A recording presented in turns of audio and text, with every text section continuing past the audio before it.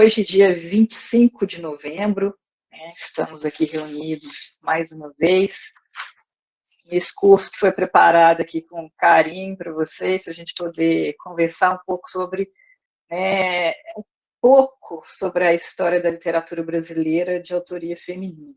Conhecer algumas vozes que foram silenciadas, não evidenciadas aí no nosso cânone, na historiografia literária brasileira. Então, eu gostaria de retomar aqui o nosso primeiro papo, a nossa primeira aula. Nós conversamos aí, trouxemos para problematizar, né, gente, trouxemos aí um artigo da Ana Faedrick, né, ela falando sobre, né, a amnésia sexista, né, memória e amnésia sexista. Nós fizemos aí um apanhado, né, de algumas vozes que nós tivemos aí no contexto da literatura brasileira e que não aparecem, né, normalmente nos nossos manuais literários, né, nos nossos livros de história da literatura brasileira. E a questão principal da Ana Faedrick ali, até, né, o Magno comentou sobre a não verticalização dela em algumas temáticas muito específicas ali dentro daquele artigo, mas a problematização ali essencial ali daquele artigo é evidenciar algumas questões que poderiam estar ligadas com essa ideia do apagamento, né? Então ela escolhe ali algumas vozes muito pontuais e vai, né, enfim, destrinchando as possibilidades, né, de essas vozes terem sido apagadas. Então, dentro do que ela traz ali como sugestão, ela coloca, né, a questão da disputa de poder no campo discursivo, né, e no campo discursivo da linguagem literária. Nós temos ali alguns casos em que um ambiente, né, predominantemente masculino, né, detinha grande parte ali, né, do espaço de produção literária e até mesmo, né, em razão de eles, né, serem os escritores e também os críticos, esse apagamento, uma espécie de disputa mesmo. Né? Ali no nosso fórum, vocês levantaram a questão do machismo, né, de todas essas questões que estão implicadas aí no ponto de vista sociológico, né, histórico também, a respeito do silenciamento das mulheres ao longo da história. Uma outra questão que a Ana Faedrick traz para a gente é o fato, né, de as mulheres não acessarem, né, o campo do público e estarem reservadas majoritariamente ao campo do privado. Então, elas não acessavam, por exemplo, muitas das vezes os saberes acadêmicos, o que fazia com que elas fossem vistas, em algumas situações, como pessoas que não tinham, né, o tamanho conhecimento, vamos assim dizer, né, dos homens daquela época. Então, são algumas questões que ela vai, né, apontando ali para a gente, mas, né, eu acho que os três pilares básicos ali daquela conversa vão aparecer desse modo. E aí, alguns colegas ali no fórum também levantaram, né, a questão de quem escolhe o cânone, né, brasileiro, salientando sobretudo a questão da ABL, né, Academia Brasileira de Letras, historicamente um ambiente, né, masculino, muitas vozes masculinas, homens brancos, com, né, poder aquisitivo, né, alto.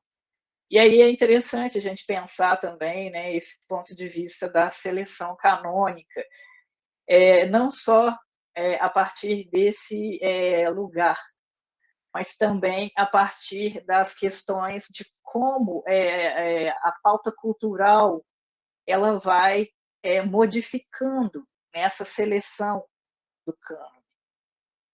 Então, em certos momentos, escritores que ainda não eram contemplados, né, na escolha do cânone, não apareciam nessas listas, né, de autores canônicos, eles passaram a integrar, né, o cânone, como, por exemplo, Lima Barreto. Tem uma história interessante, né, a respeito dessa disputa, né, de lugares, que é o seguinte, né, ele sempre, né, tinha uma briga ferrenha ali, né, com os escritores que compunham o cânone. Na época ele estava produzindo, na mesma época que Machado de Assis, né, um dos grandes, né, idealizadores ali, né, da Academia Brasileira de Letras, e, enfim, era uma figura ali que estava à frente da Academia Brasileira de Letras. Eles se criticavam muito, ao mesmo tempo que ele tecia essas críticas, né, ele tentou entrar 3 vezes na Academia Brasileira de Letras. Então, essas ambiguidades, né, essas contradições que vão aparecendo, mas, sobretudo, em razão de essa disputa de lugares. Isso a gente vai acompanhar aqui nas nossas conversas. Mas eu quero que vocês, né, quero abrir espaço para vocês poderem comentar, né, a primeira percepção que vocês tiveram a partir desse artigo da Ana Faedrick, né, sobre essa questão da memória e da amnésia sexista, aqueles que participaram dos fóruns. Eu achei as indicações que vocês colocaram lá excelentes, né, o poema da Adília Lopes, maravilhoso, né, e vai trazendo essas discussões, mas eu quero que vocês comentem um pouquinho sobre essa primeira aula, sobre, né, como que vocês, de repente, né, problematizaram esse artigo, né, da Ana Faedrick, e lendo, né, esse segundo texto, que é o texto da aula de hoje, como é que a gente pode, enfim, né, retomar aqui um gancho de discussão, né, para cair nessa aula de hoje especificamente.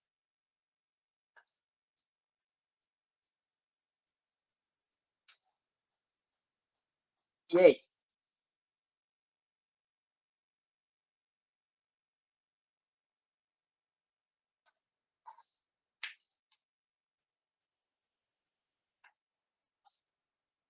Esse é aquele momento, né, do silêncio, fica todo mundo apreensivo, aí ninguém quer falar nada, ninguém quer colocar a cara no sol, né? Mas vamos lá. Eu não gosto de ficar falando sozinho nas aulas, né? Mas nesse início eu acho que o pessoal até ficar mais solto, eu acho que eu vou dar início e vocês vão, enfim, vão me perguntando aí pelo meio do caminho. Vocês já comentaram alguma coisa aqui pelo chat? Deixa eu ver. Ah, vocês estão falando do Google Classroom. Tá. Fernanda, depois se você não conseguir acessar, você comenta aqui com a gente, tá? Então, deixa eu projetar o material da aula de hoje. Eu gosto de preparar um materialzinho para a gente ir seguindo, porque aí a gente não perde o fio da meada.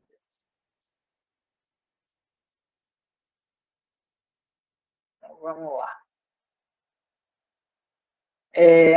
Está aparecendo aí para vocês o slide? Tá sim. Ótimo, perfeito. Então, aula 2, vamos falar sobre Rita Joana de Souza, né? Teoricamente viveu entre 1696 e 1719, né? Vocês vão entender por quê, que é teoricamente. E a gente vai trazer aqui para o nosso bate-papo um artigo aqui de Moisés Sobreira de Souza, Fábio Mário da Silva, Problemáticas da Autoria da Camuflagem Feminina em As Aventuras de Diófanes, de Tereza Margarida Silva e Horta. Vamos começar então, né?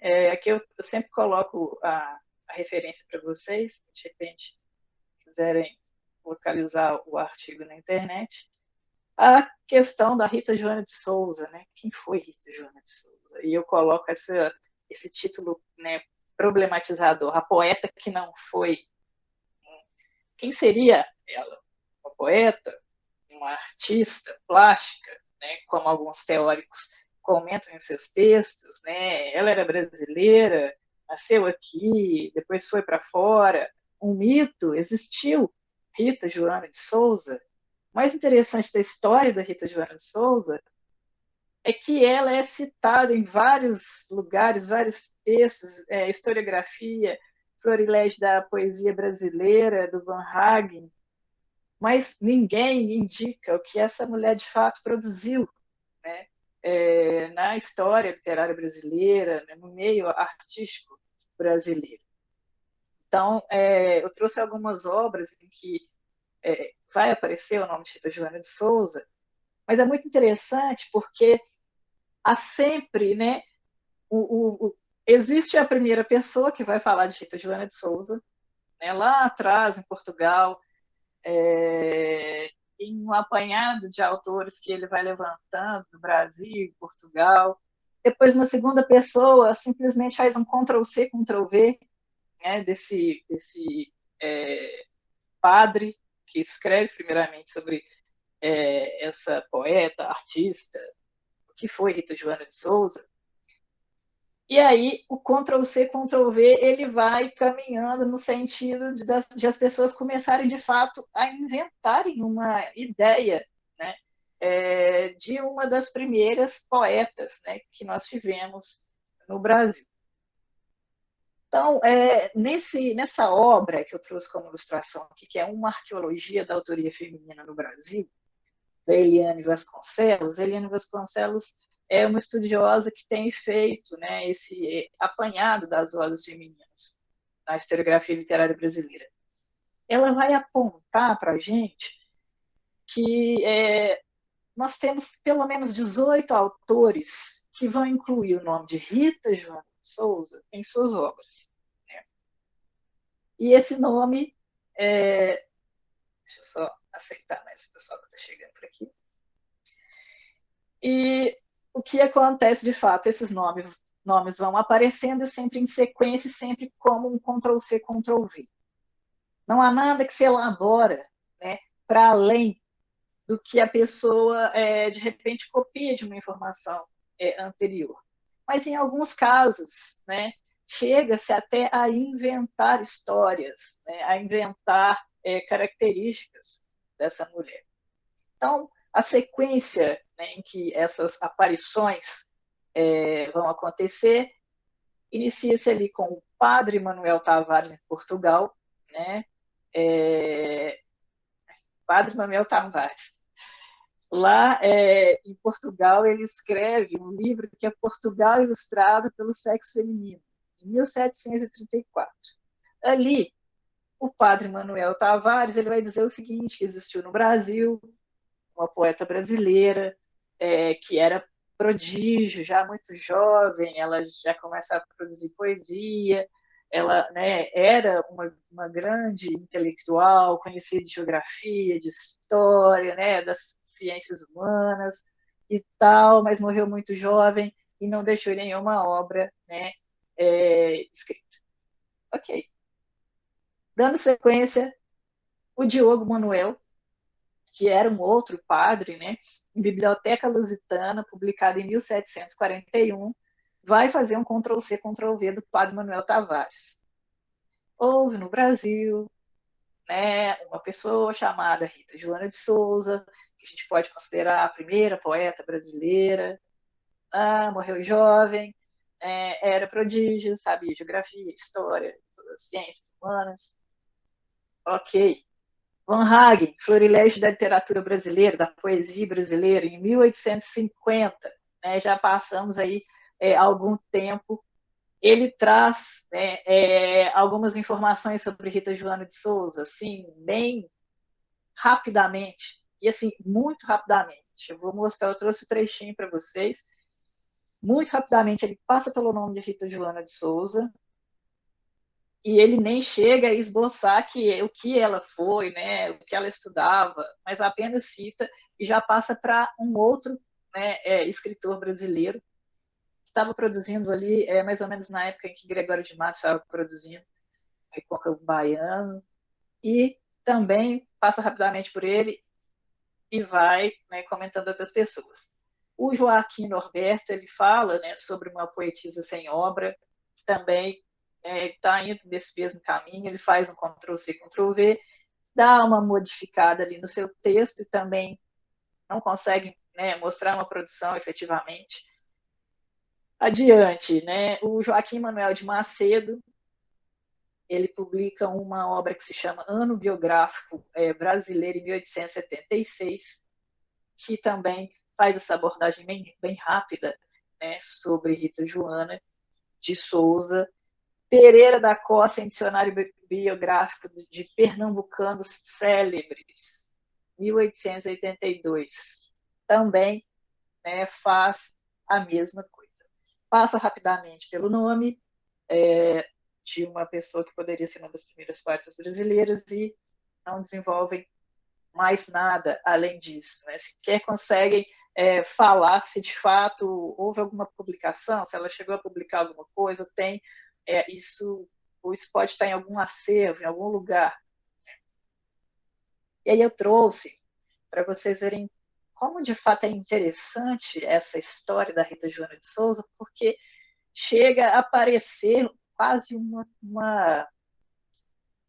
aparecer que, de fato, esses escritores, né, esses historiadores queriam construir uma ideia, né, de uma mulher que simbolizasse o início do desenvolvimento intelectual brasileiro.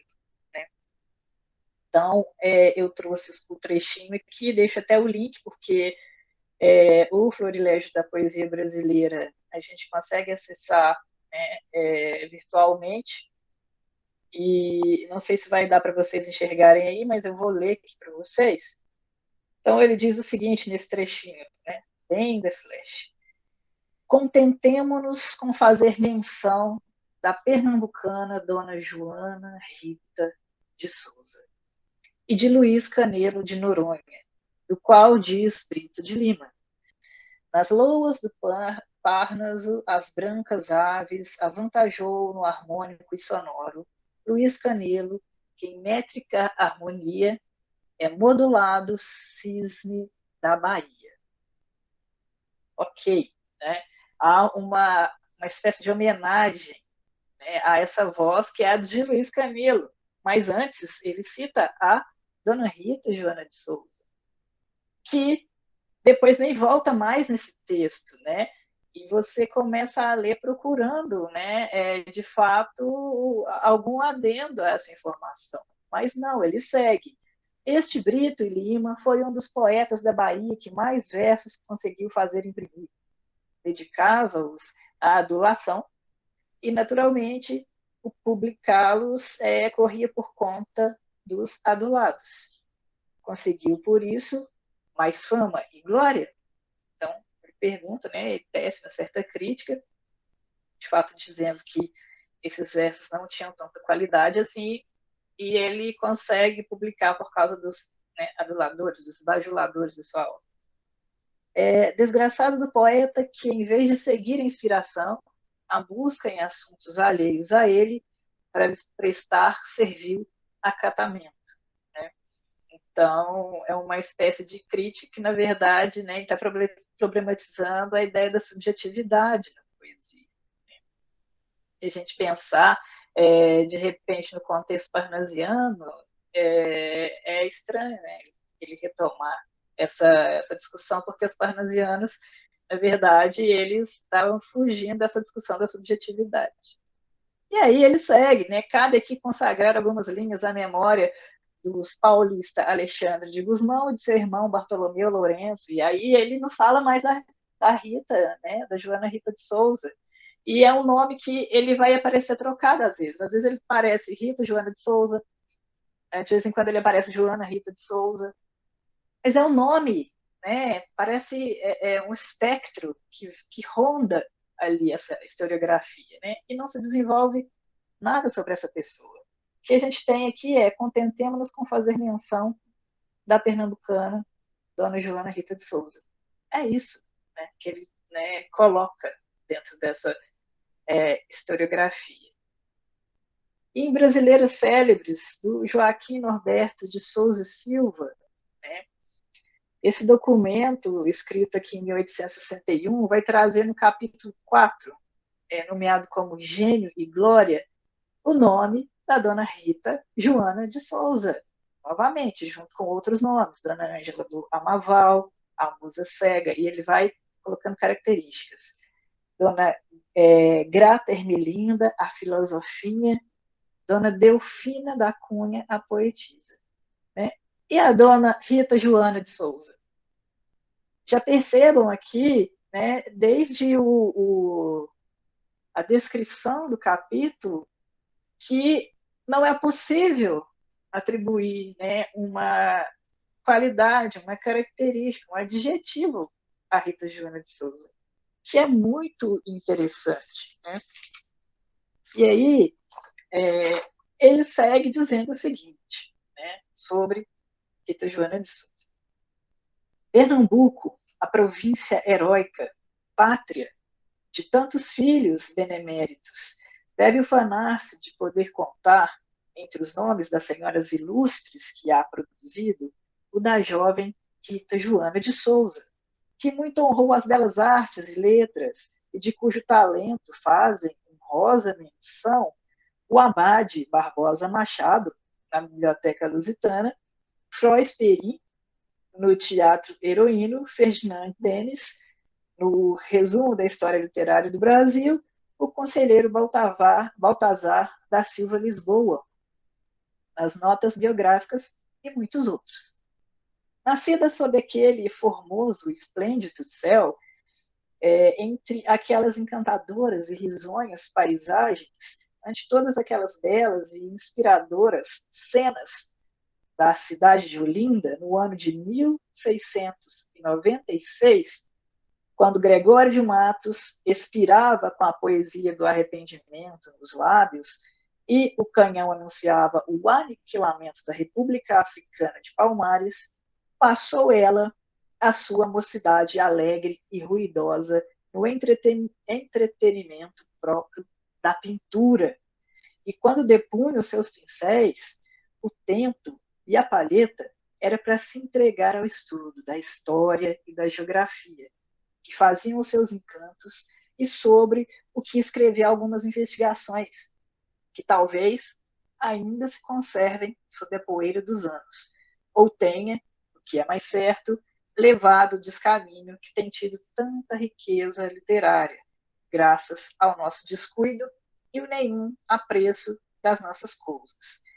Breve correu-lhe a vida, passada tão suavemente no meio de tão desvelada educação, em que tanto se esmeraram seus pais, e criando-se tanto ela como eles naquele cultivo doce e sossegado das letras e das artes, à semelhança de um faceiro e travesso regato que brinca, que saltita, que serpeja, espreguiçando-se por entre areias e seixinhos, beijando relvas e flores. Mas veio o ano de 1718, e a morte, com a sua mão mirrada, ceifou tanta flor que começava a desabrochar, tanta esperança que ia realizar-se, como se tudo for um sonho, despenhando-a no fundo do sepulcro, apenas na florescente idade de 22 anos. Então, pensar que é construída aqui, né, uma imagem de uma como se fosse mesmo uma santa, né? Uma entidade ali intelectual, né? No início da vida intelectual brasileira, mas que não se tem informações. E aqui Joaquim Norberto de Souza e Silva, ele ainda faz um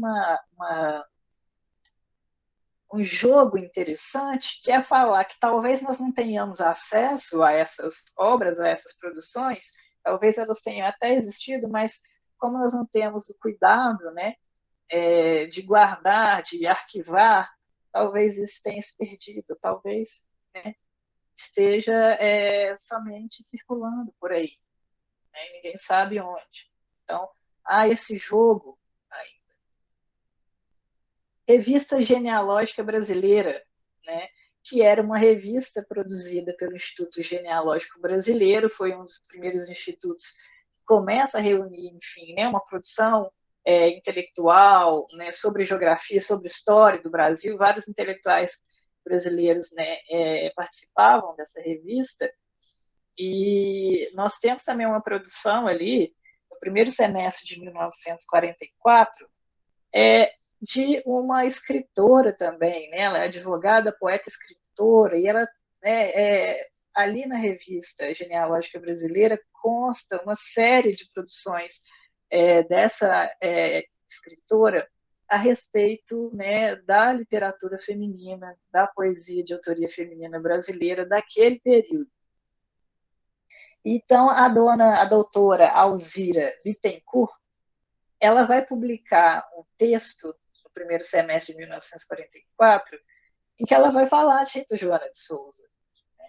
A primeira poetisa nascida em terras do Brasil. Esse poetisa era um termo que adotava-se anteriormente para falar sobre poetas, né, mulheres. Atualmente, esse termo meio que caiu, algumas pessoas ainda adotam, né, gostam de adotar esse termo, uma adoção meio que política, assim, para essa marcação, mas hoje em dia prevalece mesmo falar, né, que é a poeta. Mas então ela traz aí um texto, né, falando sobre a Rita Joana de Souza. Praticamente, ela vai, né, tecer ali algumas considerações que são as mesmas do Joaquim Norberto. Então, eu selecionei alguns trechinhos aqui para comentar com vocês, que ela diz o seguinte: Joaquim Norberto, no seu livro Brasileiras Célebres, publicado em 1860, diz: Pernambuco, a província heróica, a pátria de tantos filhos, a ela, né, ela traz a citação toda. E aí ela continua com as suas próprias palavras. Nasceu no ano de 1696, sob aquele formoso e límpido céu, entre o farfalhar das palmeiras e as endeixas do mar, na mais encantadora cidade pernambucana, que o próprio nome diz ser linda. Na cidade heróica que serviu de teatro às guerras holandesas, essa linda legendária. Na mesma época, Gregório de Matos aspirava com a poesia do arrependimento. Olha a cópia lá do Joaquim Norberto. Os lábios e o canhão anunciavam o aniquilamento da República Africana dos Palmares. Poetisa inspirada. A primeira cronologicamente nascida na terra poética de Santa Cruz. Passou a sua mocidade alegre e descuidosa entre as musas, ora fazendo versos, ora pintando a paisagem encantadora do seu estado, ora estudando história e geografia que faziam o seu encanto, tendo escrito sobre esses assuntos algumas páginas de investigações, as quais, diz Joaquim Norberto, talvez ainda se conservem sob a poeira dos anos, ou tenha, o que é mais certo, levado dos caminhos que tem tido tanta riqueza literária graças ao nosso descuido e incúria, e nenhum apreço das nossas coisas. Então, ela praticamente retoma as palavras do Joaquim Norberto, né? Ela dá uma floreada ali no seu texto, né? Como se ela de fato tivesse conhecido alguma coisa, né, da Rita Joana de Souza, que ela diz, né, poetisa inspirada. E aí depois ela segue: a vida lhe correu breve e suave passada no seio de uma família fidalga. Seus dedicados pais lhe propiciaram a mais sólida instrução, pondo em suas mãos os livros dos sábios e dos mestres. Esse ambiente rico era-lhe enlevo e passatempo o cultivo das letras. Não chegaram até nós os seus poemas, que é uma pena, pois tantos são os autores antigos que deles fazem menção nas buscas dadas aos arquivos publicados e nas relíquias das famílias mais antigas, nada se encontrou. Então, ela diz aqui claramente, né? Muito se fala sobre essa poeta, essa pintora, essa estudiosa, mas nunca encontraram, né, poemas dela, né, que é o que é mais comentado. E aí ela retoma, né, o Joaquim Norberto, falando da idade que ela morreu, né, aos 22 anos de idade. E aí ela ainda complementa. Foi um talento precoce, o da nossa primeira poetisa. Meteoro brilhante que atravessou o céu tão rapidamente que nem sequer deixou vestígios da passagem luminosa. É a irmã mais velha das poetisas do Brasil, a Virgem Formosa, que lá está na orla do oceano em Olinda, que precedeu cantando a todas nós, com uma dianteira de quase 3 séculos, e de quem a pátria guardou apenas o nome, Rita Joana de Souza. E as perguntas: quem eram seus pais? Quem teriam sido os seus mestres? Ninguém sabe. Como seriam seus poemas? Nada se sabe. Que seja o seu nome cultuado por todas as mulheres de letras do Brasil. O silêncio e incógnito que pairam sobre a sua produção literária, não bem o símbolo do desapreço que ainda hoje é tida a inteligência das mulheres, as quais, aqui como em todas as partes do mundo, vão abrindo caminho em todos os setores das atividades humanas, indiferente à corte dos que fingem ignorar o seu esforço. E aqui, no fecho, né, a doutora Alzira Bittencourt ainda pega um gancho, né, para fazer, de fato, uma crítica ao apagamento, né, dessas figuras, dessas vozes femininas que atuaram não só na literatura, nas artes, né, mas também na política, nas discussões feministas, na questão dos direitos das mulheres, né, naquela época. O que é de fato interessante, e há sempre essa elaboração, como se estivéssemos, né, construindo naquele momento, a partir desses vários críticos, né, que falaram sobre Rita Joana de Souza, uma espécie de mártir ali, né, a primeira mártir da poesia brasileira. E aí a gente encontra ainda, em 2015, publicado na revista Continente, um artigo do Anco Márcio Tenório Vieira, em que ele está retomando essa discussão, né, da Dona Rita, a escritora que é um mistério. Então ele pega essa história, né, que vai perpassar todos esses livros, né, os florilégios,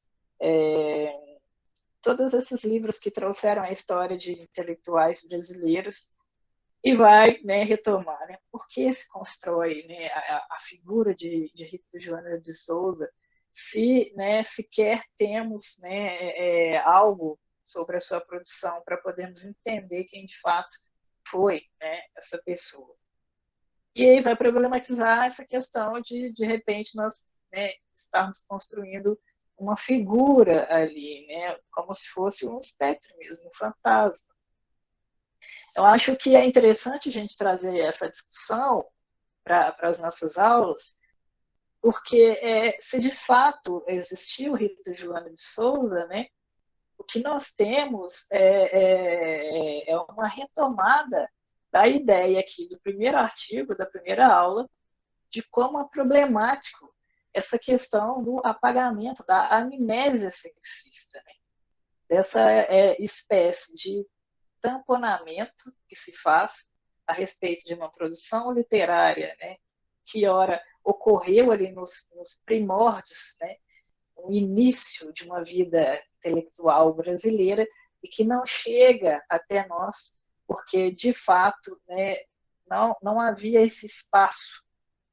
Eu acho interessante a gente retomar, por exemplo, também a discussão que faz Van Hagen, de um outro poeta que estava publicando ali paralelamente, né, ao período em que possivelmente Rita Joana de Souza estivesse produzindo, em que ele vai tecer uma crítica que os versos, né, deste poeta não eram nem tão bons assim, e ele conseguia publicar por causa dos bajuladores. Então, é pensar novamente, né, o espaço de disputa que se tem, em que, né, isso vai se dar tanto no campo discursivo, mas também nesse embate da produção cultural, né? O que quem são as pessoas que de repente integram o cânone, né? E quem são as pessoas que fazem a escolha dessas vozes. tá? Então, é esse mito, né, dessa escritora para a gente começar a problematizar, então, a questão do apagamento, né, de fazer o link com a primeira aula. Há um catálogo que foi produzido também em 2018, que é fruto de uma exposição, né, sobre algumas intelectuais, né, no início da nossa vida intelectual brasileira, em que essa poeta, pintora, né, estudiosa de geografia e história vai aparecer também. Aqui no catálogo, essa figura aparece até sem a datação de nascimento, né, e morte, mas vai trazer novamente, né, a cópia do que foi dito já, desde o início ali. Então, diz que ela foi uma poetisa, uma pintora, uma filósofa, historiadora, seus manuscritos desapareceram. Aqui já fala que os manuscritos desapareceram. Foi o padre Manuel Tavares, que, sob o pseudônimo de Diogo Manuel Aires de Azevedo, trouxe à tona o nome da jovem escritora, com a publicação em 1734 em Lisboa de seu Portugal Ilustrado pelo Sexo Feminino, qual diz, sem referências nem exemplos concretos, que Rita Joana de Souza foi mulher sapientíssima, sobre filosofia natural, compondo sobre ela diversos opúsculos. Deu-se, sobretudo, à lição das histórias de Espanha e França, com tal aplicação que, ajudada da sua viva compreensão, veio a ser nelas confirmadíssima. Outros estudiosos copiaram os comentários do padre e ou inventaram sobre a escritura. Então, de fato, aqui há essa consciência, né, de que não há informações que a gente possa, de repente, comprovar essa existência. Mas é essa história que foi passada de um ao outro, sem sequer tentar localizar, né, esses documentos, né, problematizar ou não a introdução dessa figura, dessa escritora, no contexto aí de intelectuais que integraram né, a vida, né, dos estudiosos aí no contexto brasileiro. E aí, né, a gente passa então agora para comentar especificamente sobre a Teresa Margarida da Silva Horta. Mas eu vou fazer uma pausa aqui para ver se vocês querem, né, fazer alguma observação sobre, né, essa questão do mito da Rita Joana de Souza, né, até mesmo problematizar com a nossa primeira aula. Deixa eu ver o que vocês estão dizendo aqui pelo chat também. O Pedro Ferraz está perguntando, professor, caso ela realmente existisse, por que não teria obras escritas? Qual a chance de todas terem se perdido? Né? Por favor, né? É uma pergunta, né? É um pedido que até eu me faço também aqui, né? Para vocês. Mas, de fato, existiu nessa mulher, porque a forma com que ela é colocada ali em todos esses historiadores, ela é sempre comentada com muito, né, afinco, há um certo fervor, né, uma certa fé de que essa mulher de fato tenha sido, né, uma, uma inteligência excepcional no início da nossa vida intelectual. Mas onde estão essas provas, né, esses documentos, um verso, uma tela, ela era pintora, uma tela, né, um rascunho, um pedaço de um lápis que ela desenhou. Não se tem, né, ainda essas informações.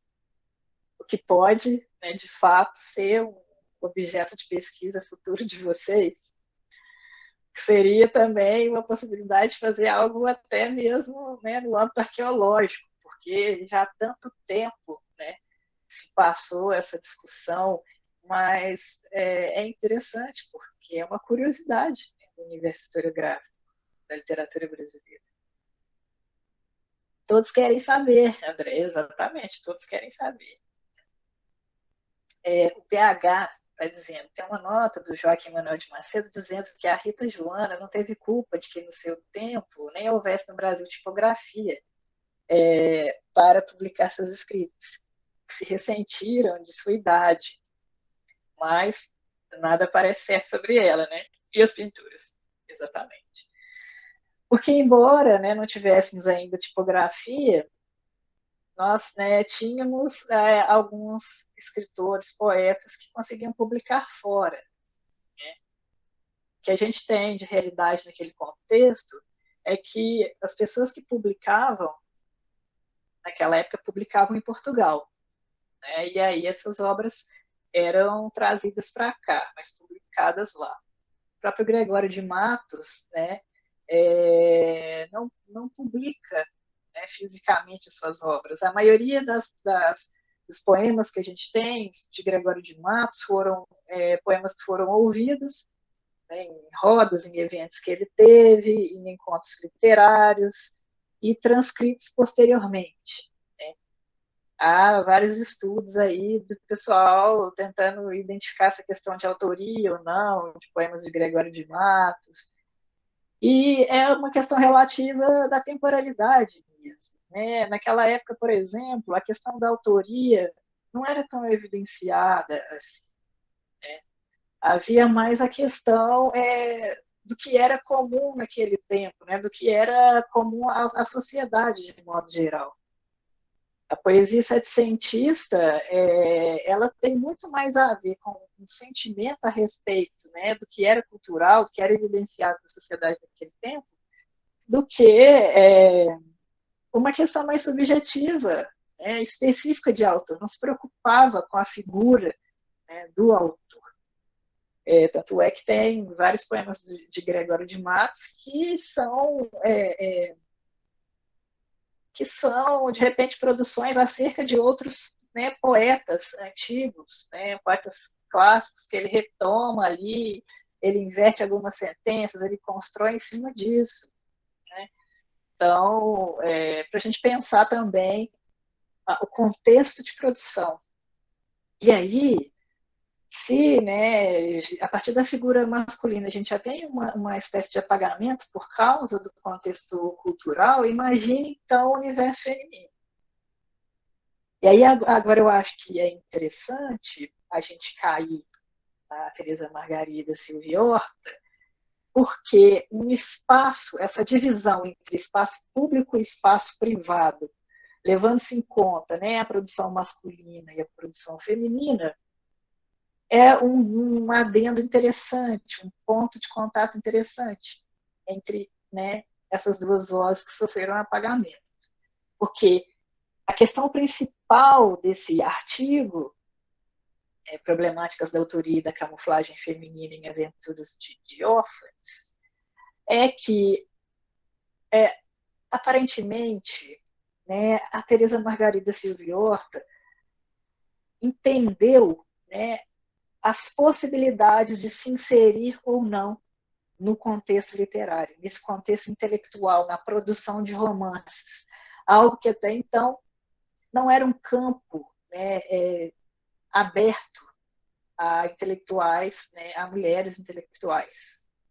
E a obra ela cumpre todo um percurso que mimetiza aparentemente o gesto da escritora, da própria escritora, em se colocar, né, nesse espaço de disputa intelectual, de produção, de literatura, no contexto da história literária brasileira. Então, vamos seguindo aqui. Eu trouxe algumas informações sobre essa escritora. A Teresa Margarida da Silvia Horta, ela costumava publicar com o pseudônimo, né, de Doroteia Ingrácia Tavareda da Almira, uma espécie de anagrama do seu nome. E ela diz que ela vive entre 1711 e 1793.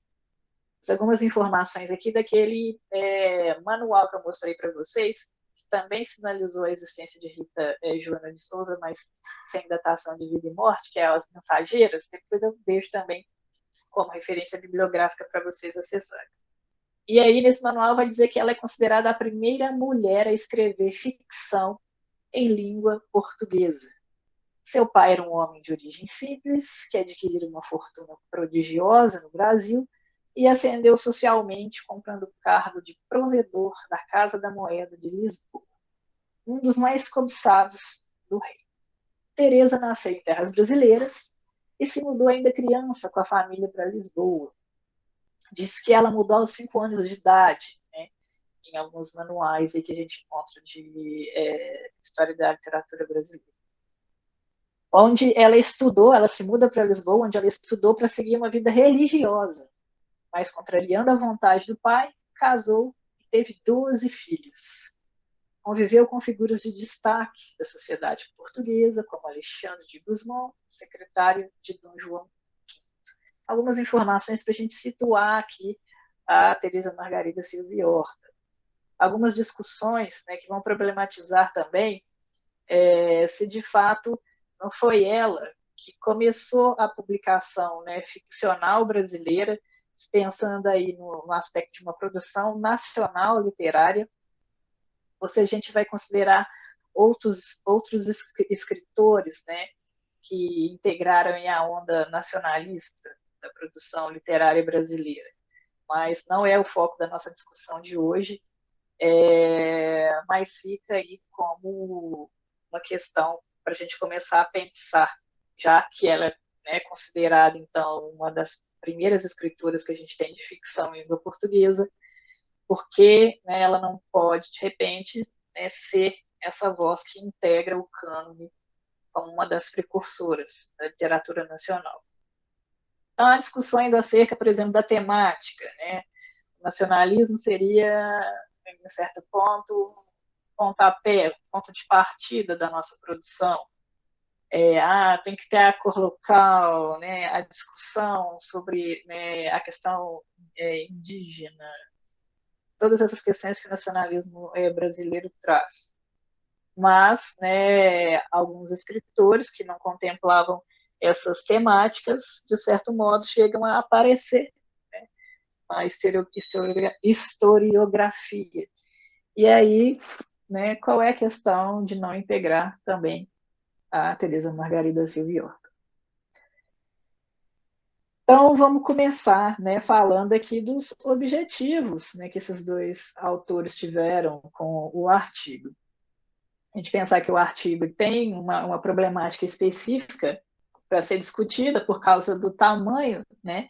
Aqui a gente não pretende esgotar uma discussão sobre essa escritura, mas apontar de repente algumas questões que são mais pontuais da obra, né, da escritora, e de repente começar a problematizar, né, a sua produção e cotejar, de certo modo, essa obra, né, que é As Aventuras de Diófanes, a respeito dessa ideia de camuflagem, que é uma coisa que vai ocorrer dentro da narrativa, né, como uma estratégia da própria história, né, uma estratégia ficcional, mas também pode, né, integrar um debate a respeito da inserção da autora na produção literária nacional. Alguns pontos, né, que os autores pensam. Bom, os motivos da ocultação da autoria do nome dessa escritora no romance, que é uma coisa que vai acontecer com as edições que vão sendo publicadas. Thales, então é interessante porque aqui a gente tem essa escritora tendo um processo de edições, né? Então essas obras foram republicadas, saíram várias edições. E um segundo ponto, né? Há um diálogo aqui com uma outra obra, que é As Aventuras de Telêmaco, de Fênelon, que a gente tem, né, uma questão da camuflagem que vai aparecer não só a partir dessa própria história, dessa narrativa, né, desse autor que está sendo considerado um autor importante ali naquele período na França, mas também a cotejar a ideia do nome, né, o título da obra, a estrutura, a estratégia narrativa, que é muito parecida, mas uma subversão que acontece ali dentro. A cópia, né, de uma estratégia narrativa a respeito da ideia de repente, né, seguir uma série de trabalhos para se alcançar um objetivo, mas há uma subversão a respeito do herói dessas jornadas, né, que são jornadas pelas quais, né, vão passar a protagonista aqui da trama. Então, são essas duas problematizações que os autores vão realizar. Então, vamos seguindo aqui. Beleza, eu trouxe para mostrar para vocês, para a gente ir seguindo, como é que vai se dando, acerca das edições que vão sendo lançadas, a mudança de título da obra e também de autoria, tá? Então, ao longo do tempo, essa obra ela é lançada em primeiro momento em 1752, com o nome de Máximas de Virtude e Formosura, com que Diófanes, Climeneia e Emirena, príncipes de Tebas, venceram as mais apertados lances de desgraça. Aqui, nesse momento, na primeira edição, sai com o pseudônimo Doroteia Ingrácia Tavareda da Almeida. Adiante, em 1777, há uma mudança no título da obra. O título muda para Aventuras de Diófanes, imitando o sapientíssimo Fenelon na sua viagem de Telêmaco. Há uma mudança de título e permanece a autoria, né, que é Doroteia Engrácia Tavareda da Almira. Possivelmente, né, o que os autores vão discutir aqui é que houve uma crítica, né, na primeira edição que fez com que a segunda edição já fosse pensada para ser publicada utilizando as estratégias da própria crítica que foi feita a respeito da obra. É como se a autora pensasse o seguinte: olha, eles estão vinculando a minha obra à obra do Fenelon. Então, de certo modo, ele é um nome influente, ele é um autor influente na França. Acho que isso aqui, de certo modo, vai dar ibope, né, para a minha produção. Então, eu vou usar dessa artimanha para poder, angariar mais leitores. É uma discussão que está sendo tecida no artigo, né? É uma possibilidade. Na quarta edição, 1790, a gente tem uma mudança de autoria. Aventuras de Diófanes imitando o sapientíssimo Fênelon na sua viagem de Telêmaco, mas a autoria passa para Alexandre Gusmão, né? E aqui pensar quem é Alexandre Gusmão. Alexandre Gusmão era, então, né, uma pessoa que integrava a corte de Dom João V, e era um amigo, né, da Teresa Margarida Silvia Horta. Então, é como se, de repente, ela quisesse homenagear, né, esse homem e também colocar na conta dele essa visibilidade que ele tinha ali, né, no contexto público, político. Então, uma homenagem, será que ela estava querendo fazer uma homenagem para Alexandre Gusmão? É uma problematização que os autores estão fazendo. Segue a edição de 1818. O título vai mudar, tá? E também vai mudar a autoria. História de Diófanes, Climeneia e Emirena, Príncipe de Tebas, História Moral. A autoria agora passa para uma senhora portuguesa. Sim, uma com HU, né? Na linguagem aqui, português de Portugal. E aí, antigo, né? Uma linguagem antiga que a gente tem aqui. E aí, essa mudança agora nessas duas chaves.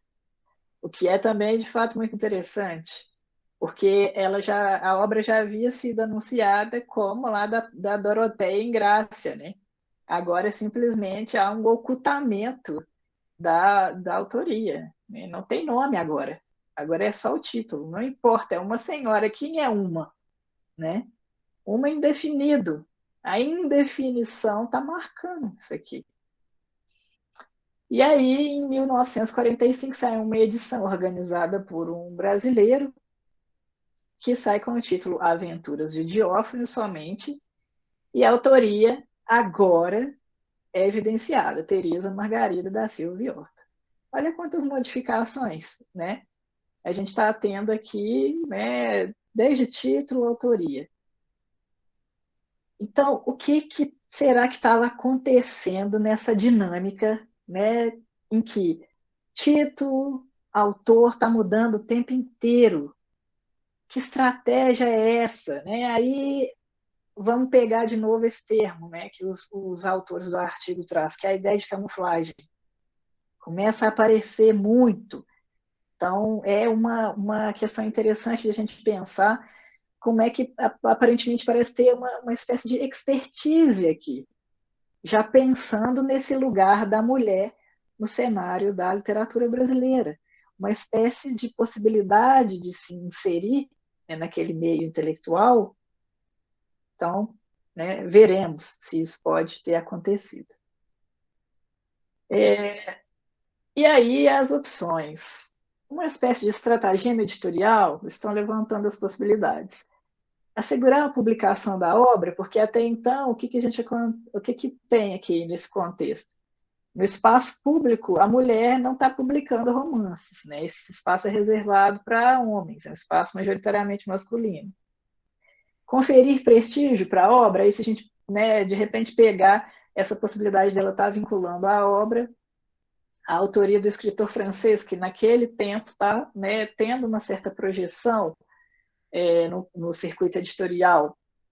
Há essas possibilidades que, de repente, né, podem estar aí circulando essas estratégias, né, da escritura.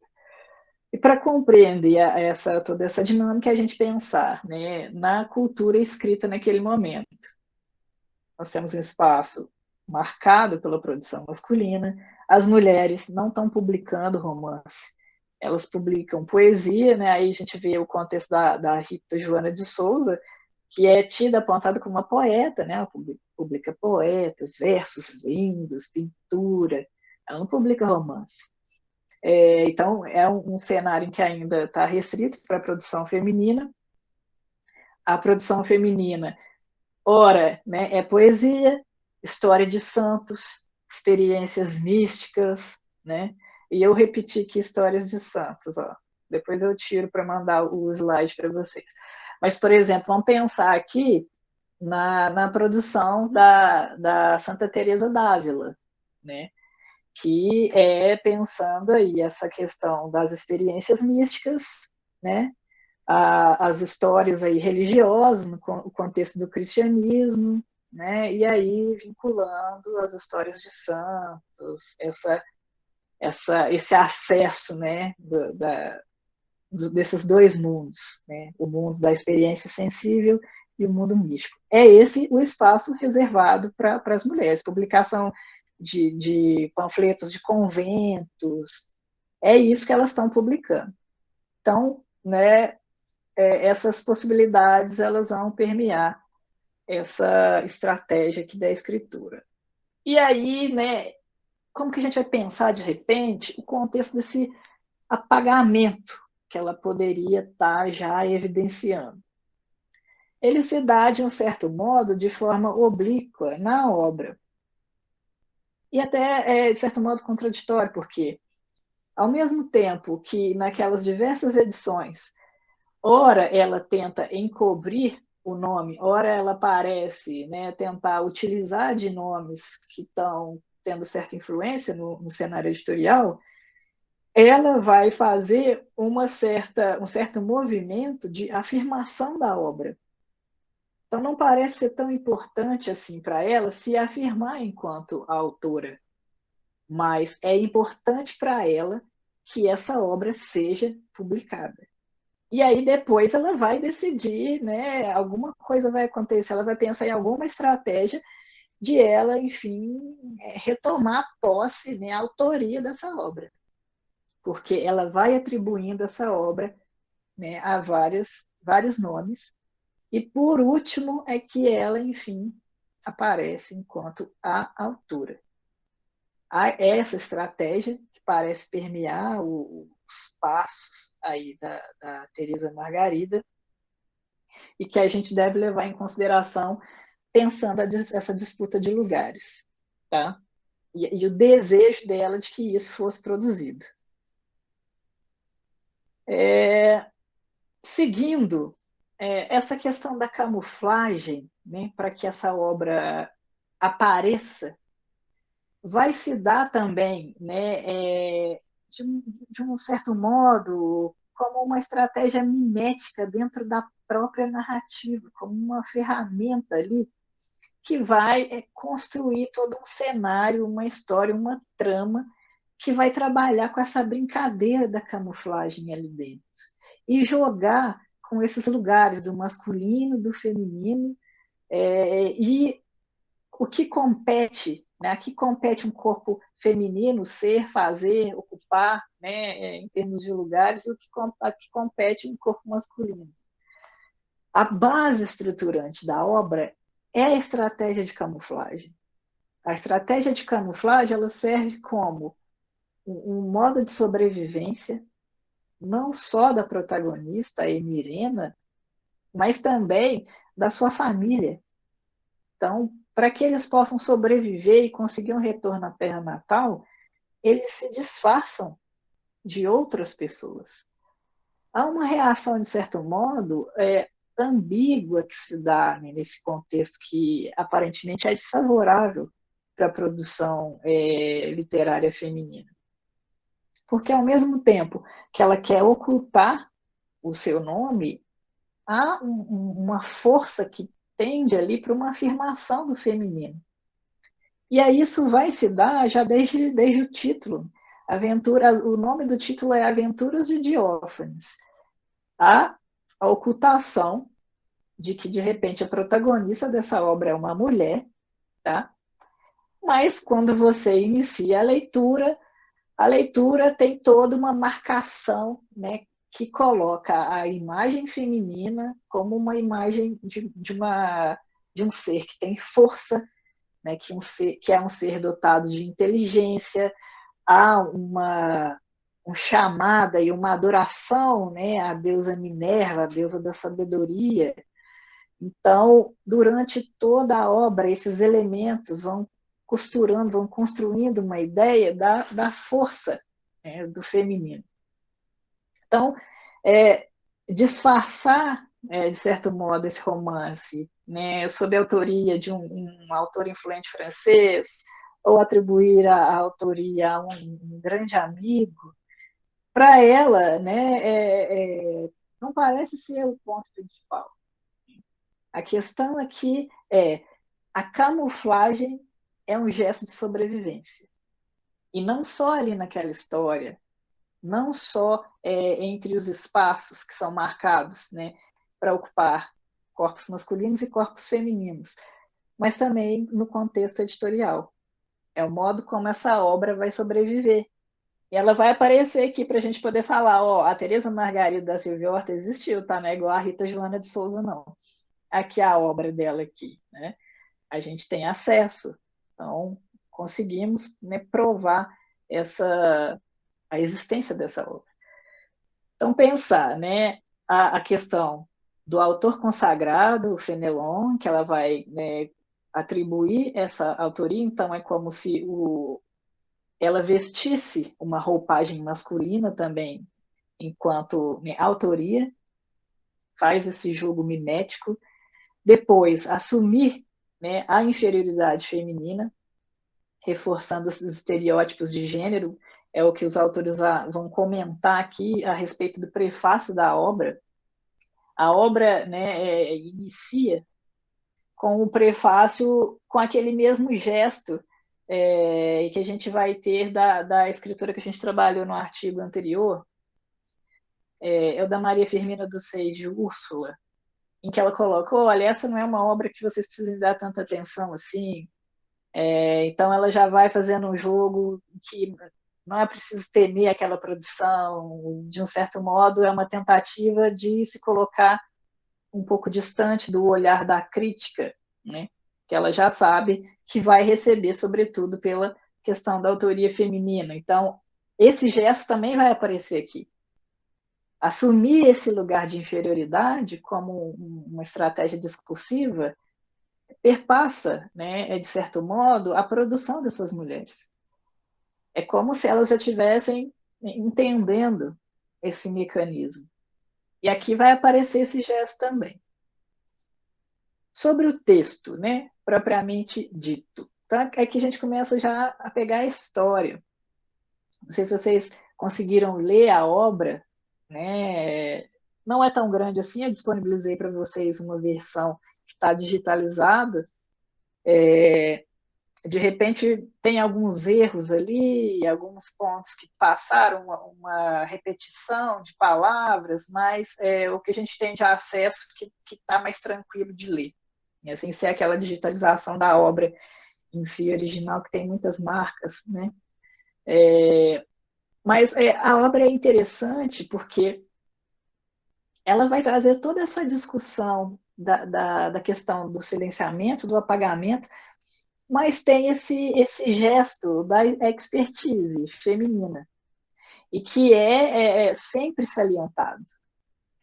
O homem, né, nessa narrativa, ele, de certo modo, ele não evidencia tantas agruras assim nos seus trabalhos, o que eles chamam de trabalhos, né, a trajetória que eles precisam cumprir para voltar para sua casa, como se fosse, né, uma odisseia, uma longa viagem. Mas as mulheres, elas sempre se utilizam da inteligência para poder vencer os trabalhos que elas precisam cumprir. Isso é muito interessante, vai aparecer na narrativa toda. Deixa eu ver o que vocês estão dizendo aqui. De repente, eu tenho essa mania, tá, pessoal? Eu aciono uma maquininha assim, né, e eu falo sem parar.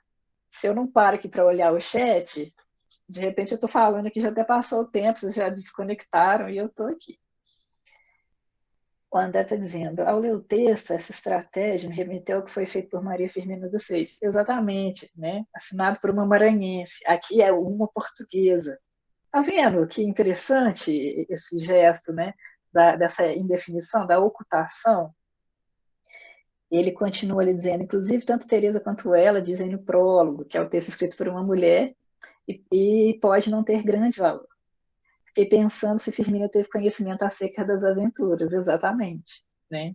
Ela pode ter acessado esse prólogo e utilizado essa estratégia, né? E assim por diante, outras escritoras também acabam se utilizando desse gesto. Então, é interessante, né? Acessar esses primórdios para a gente compreender de onde é que estão surgindo essas questões. Então, o título, né? Já comento com vocês, o título é, né, As Aventuras de Diófanes, o rei de Tebas, mas, na verdade, o protagonismo aqui está na figura feminina, é a filha do rei Diófanes, que é Emirena. E aí o romance ele é composto por 6 partes. A história principal desse romance é o desterro vivido por Emirena e o seu retorno à terra natal, Tebas. Ótimo! Aqui a gente já tem uma primeira estratégia, a partir do título, né? De repente, o crítico vai ler lá As Aventuras de Diófanes. A aventura do rei Diófanes. Né? Já tem uma primeira estratégia de ocultação aqui do feminino, mas lá dentro as coisas vão acontecer de um modo diferente. Aqui, né, eu fiz um trabalho aqui um pouco até didático demais para a gente entender essa movimentação da história. É que eu estou trabalhando aqui as minhas habilidades criativas no Canva, e aí eu fiz esse mapazinho da jornada que a Emirena vai percorrer, né, na historinha aqui que a gente tem, pensando essas estratégias de disfarce, né, camuflagem. Qual é a história, tá? Que eu vou resumir a história para vocês. Logicamente, ali dentro está acontecendo mais um monte de coisas, mas as questões principais são essas. Primeiro, há uma saída, né, desse lugar, que é Tebas, por causa de um casamento, né, que está prometido da Emirena ao príncipe Ernesto de Delos. Então, o início da história se dá por causa de um casamento. A Emirena vai sair do seu lugar, vai sair de Tebas para ser, enfim, né, esposada ali pelo príncipe Arnesto. O que vai acontecer é que a Nau, que está levando a família, né, do rei Diófanes, a família, Mirena e companhia, vai passar ali, em um certo momento, por uma tempestade, vai acontecer um desvio de rota. Eles não chegam a Delos, mas eles vão chegar a Argos. E ali eles vão ser escravizados, né, eles vão ser pegos, né, por tropas inimigas, e eles vão ser escravizados. Emirena e a mãe, Climeneia, né, elas vão ficar escravizadas em Argos, e o pai, né, o Diófanes, ele vai ser cativo, ele vai ser escravizado em Corinto. Então, há a separação da família. Posteriormente, a Emirena, né, depois de já passar, né, muita humilhação, né, ela começa a ter que fazer trabalhos, né, manuais, domésticos, coisas que ela não fazia, porque ela era uma cultivada na arte, ela era uma, né, grande leitora, sabia de história. Ela vai ser, as pessoas começam a perceber que ela, né, enfim, ela tem esses dotes, né? Porque o que acontece quando eles são pegos é que eles não dizem, né, quem eles são de fato.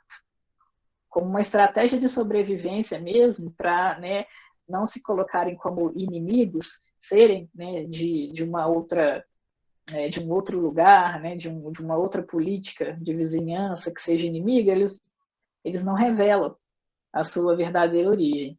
E aí, só que as pessoas começam a perceber, né, que eles têm traços refinados. E aí, a partir disso, ela vai para Atenas, né? Ela é vendida para Atenas, passa, né, a ser da princesa Berenice, é uma dama de corte, né, uma intelectual também, gosta de conversar sobre artes.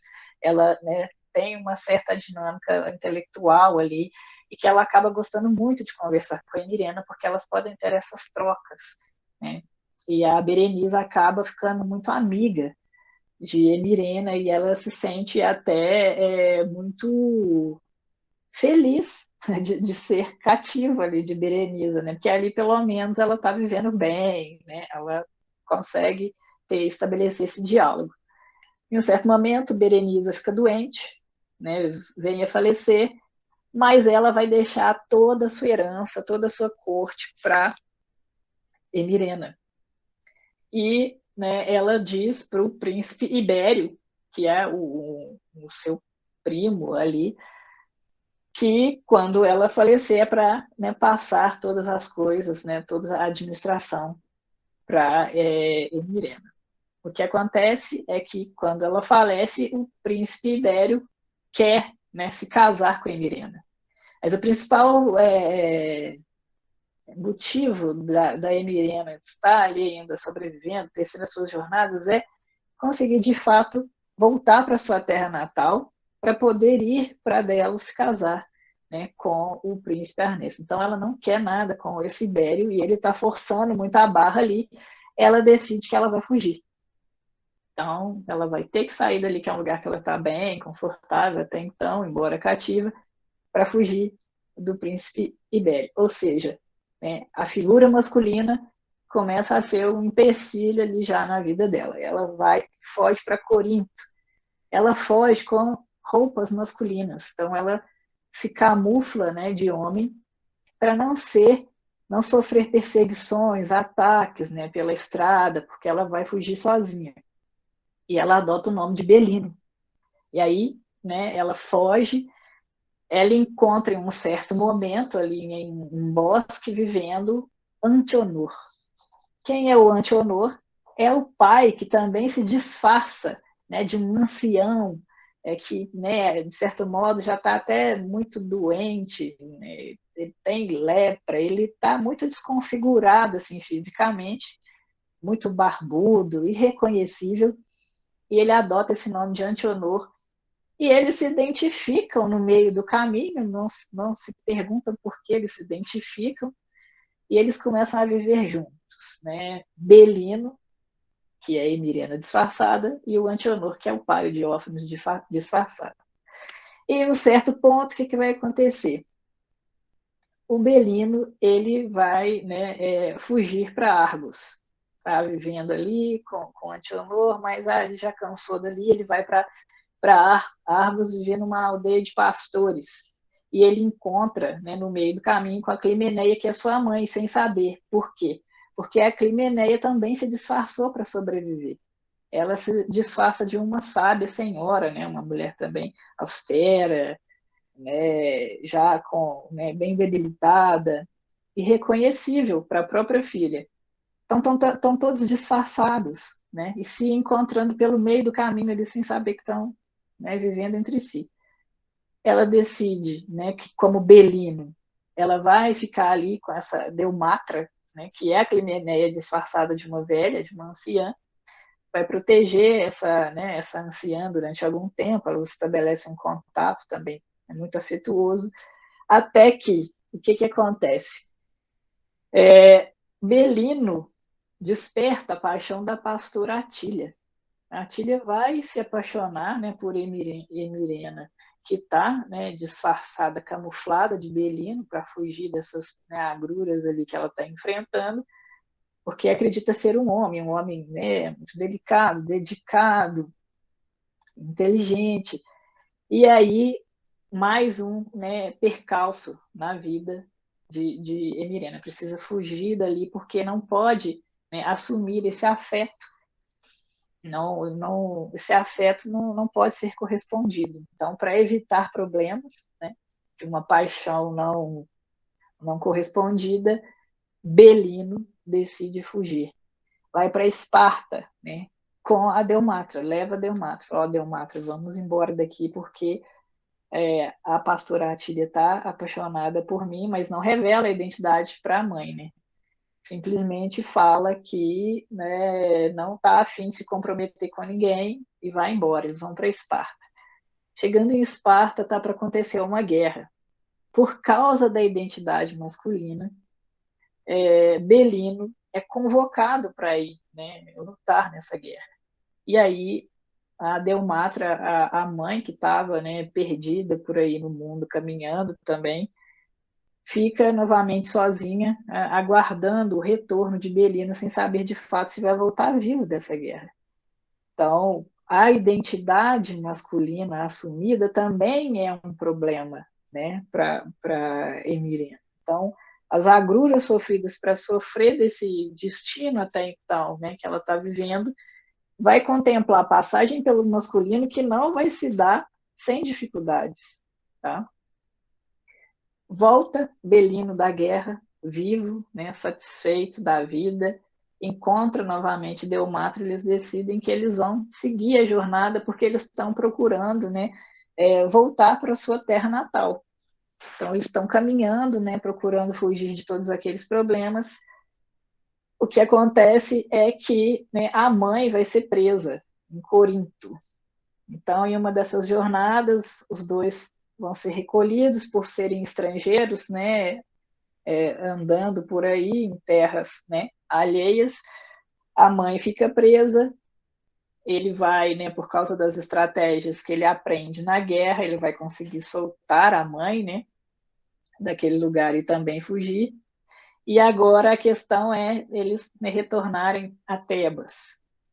O retorno para Tebas também, né, já muito próximo ali, não se dá, né, sem vários percalços, né, problemas de eles serem presos por serem estrangeiros, estarem disfarçados. E aí, no meio do caminho, né, quase chegando a Tebas, eles se reencontram. Tanto o pai, que está disfarçado, reconhecem, né, o pai assume que ele está, né, com uma identidade, né, diferente, e o príncipe Ernesto. E aí é o momento, enfim, que, né, eles decidem que vão proceder ao casamento ali. Enfim, toda a jornada de Emirena, né, todos os percalços, ter que assumir uma outra identidade, mas o fim, o destino é, né, como eu coloco o símbolozinho aqui, o casamento. E aí essa problematização que é feita, né, desde o início da jornada aqui, a gente ter, né, que a Emirena só passa por todos esses percalços porque ela está saindo da sua terra para ir, né, ser esposada por Ernesto em Delos. Mas há um percurso aí a percorrer. E esse percurso é simplesmente com o fim único, né, do casamento, como se essa fosse, de fato, o investimento final da figura feminina, não só, né, naquela trama, naquela jornada enfrentada por Emirena, mas é uma espécie de mimetização, né, que fala do universo feminino setecentista. Ou seja, a questão da mulher, né, visa o fim último do casamento. Esse é o destino da mulher no universo setecentista. Tá? E ele não se dá sem essa passagem por todas essas questões. A Ana está falando, Ana Alzira vai ter que sair porque tem uma aula. Ok, Ana, depois você assiste o restinho da gravação. Então, tudo isso, de fato, vai acontecendo. Mas tem umas questões que vão acontecendo no meio dessa obra, né, sobre a figura da mãe, que vai tecer algumas considerações contraditórias, paradoxais, ambíguas aqui a respeito da figura da mulher, né? Ali no deslocamento, nas jornadas que elas estão fazendo juntas. Em um certo ponto, né, a Climeneia ela vai falar sobre a diferença entre homens e mulheres. Ela vai dizer que a natureza dotou os homens de força e as mulheres de mais sutilezas do espírito, e as que se servem dela, entregues ao ócio, incita paixões ardentes que arruinam o entendimento. Há uma questão que é sempre problematizada, não só por Climeneia, mas também por Diófanes, porque eles têm muito esse gesto de ficar filosofando ali sobre a vida, né? Sobre o que é virtude, enfim. E eles estão sempre batendo nessa tecla, né, da questão da virtude feminina, da moralidade. Então, há sempre essa defesa, né, de que a mulher ela deve ser virtuosa, ela deve ser justa, ela tem que, de repente, né, há um modelo ali que ela precisa seguir e para não, né, arruinar a sua vida, né, não se colocar, né, enfim, na sociedade como uma pessoa de não credibilidade.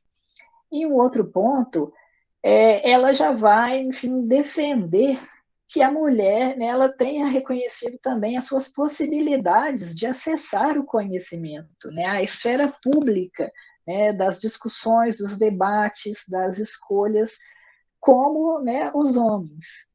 Que é o ponto em que ela diz: nós não temos a profissão das ciências nem a obrigação de sermos sábias, mas também não fizemos votos de sermos ignorantes. Não é um ponto ali que ela vai reivindicar que a mulher, sim, né, tem a sua questão intelectual, que deve ser levada em conta, e que, enfim, né, o fato de elas, muitas das vezes, não acessarem, né, o debate público, a esfera pública, não tem a ver com as suas incapacidades, mas, né, apenas de uma divisão, né, de lugares ali. Deixa eu ver o que é mais que eu trouxe para mostrar para vocês. A questão, né, desses dois pontos de vista que a Climeneia ela vai sempre adotar na obra. Ora, ela defende uma validação da condição da mulher, segundo os paradigmas que são aceitos, a ideia da virtude, né, de não falar alto, da serenidade, né, da moralidade. E ora ela vai reivindicar arduamente direitos de mulheres. Ela tem um certo ponto da obra em que a Climeneia está falando sobre a relação, né, entre os casais, e que ela diz, olha, eu acho que é importante, sim, um casal dividir as responsabilidades domésticas, né, as responsabilidades do lar. E aí você começa a perceber esses pontos de vista também que não vão se dar sem um movimento, né, dialético. Negar, né, ocultar e afirmar. o que é esse gesto de ocultar e afirmar, né, senão talvez uma possibilidade de se inserir em um certo contexto, e que vai mimetizar, de certo modo, esse desejo, né, e essa expertise também de circular no universo literário, né, o circular o universo literário pelas mulheres. Então, há sempre esse movimento dialético que vai aparecer na obra. Apresentar, ocultar, validar alguma coisa que já, né, é lugar comum a respeito das mulheres, mas depois questionar. Porque, de certo modo, essa camuflagem, né, ao mesmo tempo que afirmar é ocultar, é o gesto que faz com que a narrativa consiga chegar, né? Consiga, de repente, a partir dessa simulação, né, desses disfarces, transitar no mundo literário, no mundo editorial. E é uma estratégia que parece ser adotada aqui, desde, né, pensar o título da obra até as estratégias narrativas que constituem ali a questão da trama, né, o principal da trama, a história de Mirena, naquela jornada que ela tece ali para encontrar, né, contraditoriamente o seu destino final, que é o casamento, né?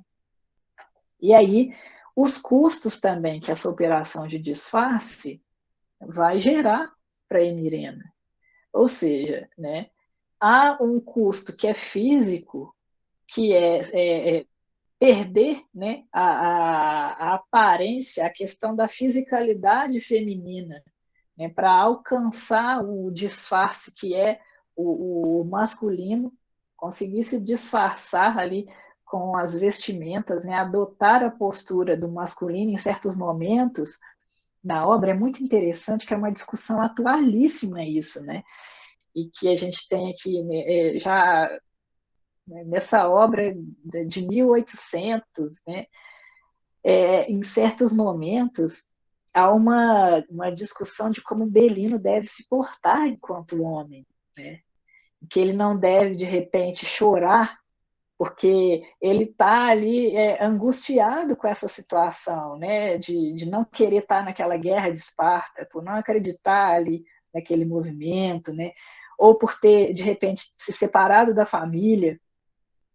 Então, em certos pontos, ele está muito melancólico, se mostrando um pouco frágil a respeito dessas perdas, dessa separação, e há os amigos, os próximos, que chegam para ele: olha, Belino, né, um grande homem, não chora, tem a força, né? Então, o se colocar no universo masculino ali é difícil, tende a haver uma performance que envolve, né, acessar uma força que está para além, né, daquela subjetividade. Então, é preciso encarar isso. O despertar das paixões também, né, o Belino começa a despertar a paixão da pastora Atília, né, mas a, a, a questão de ser justo de caráter, né, de ter virtudes, que é o que é sempre pontuado ali, né, tanto um grande homem quanto uma grande mulher deve ter virtudes, essa responsabilidade com o outro, não é possível, né, que esse romance seja contemplado. Então, a única possibilidade ali para escapar de um possível problema é fugir daquilo ali. Então, o despertar das paixões e o guerrear, enquanto figura masculina, opa, saiu aqui a projeção. Enquanto figura masculina, há um papel a ocupar ali, né, que é o de guerreiro. É preciso, né, a virtude do guerreiro é defender a sua nação. E ali ele está em Esparta, opa, você, né, como sujeito espartano, tem que encarar que isso aqui defender a sua nação. Então, essas questões vão permeando aqui toda a obra. E seguindo aqui, né, os autores eles vão pegar, vão cotejar essas duas obras, né, para poder pensar como é que essa estratégia narrativa foi caminhando entre as suas, né, semelhanças e diferenças. Aventuras de Diófanes e de Telêmaco. Aqui, os autores vão comentar que Aventuras de Diófanes, a gente tem, né, um romance de provação. O que, que é isso, romance de provação? A protagonista, né, Emirena, quando se camufla ali de Belino, né, ela tem algumas virtudes já, grandezas, que vão permanecer com ela até o fim da jornada. A ideia da fidelidade, da bravura, da coragem, isso permanece com ela, né? Esses elementos, essas características, não vão ser alteradas no percurso, nas suas jornadas.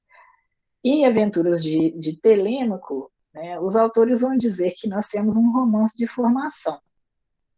Telêmaco, né, nas suas jornadas, em busca ali, de repente, né, de deixar alguma coisa para trás, experimentar um novo mundo, ele está ali tecendo aventuras, né, experiências que são formadoras, que estão construindo esse sujeito enquanto um homem, enquanto um herói. O protagonista de Aventuras de Telêmaco, ele está procurando se tornar um grande homem. O aprendizado ali o tempo todo, é a partir da figura dos deuses também, que estão ensinando ele esse gesto, é incorporar a masculinidade. Isso quer dizer o quê? Achar o pai, né, a busca pelo pai, que é Ulisses ali na Aventuras de Telêmaco, significa deixar para trás, né, a juventude, a experiência, né, a inexperiência de ser jovem e de não ter responsabilidades para com o outro e acessar um outro patamar, que é o de guerreiro. Para isso, ele precisa ser homem. E ser homem requer experienciar algumas atitudes formativas. Vai acessar um outro patamar. A masculinidade ali também, a questão do aprendizado da masculinidade não se dá sem, muitas das vezes, um descrédito para as características que são ligadas à feminilidade. Então, os elementos do feminino são prenhes ali de características negativas em Aventuras de Telêmaco. Não que isso não se dê aqui em Diófanes, mas é visto pelo olhar do lugar comum durante a narrativa, né? Por exemplo, o que é Belino não poder chorar, porque, né, um grande homem, um grande guerreiro não chora. Mas as experiências da protagonista estão sempre colocando à frente o que é positivo, o que é grandioso da expertise feminina. A Emirena, o tempo inteiro, do início ao fim da jornada, o que ela vai provar, e que é um contrato que ela firma com os pais, é a virtude feminina. A questão, né, de ela ser uma pessoa justa, nobre, honesta, do início ao fim da vida. Quando eles se separam, o pai vira para Emirene e fala, né, promete-me que você vai ser justa, que você nunca vai abandonar a virtude, né, de ser uma grande mulher. E é isso que ela vai provar do início ao fim, inclusive quando se camufla de homem.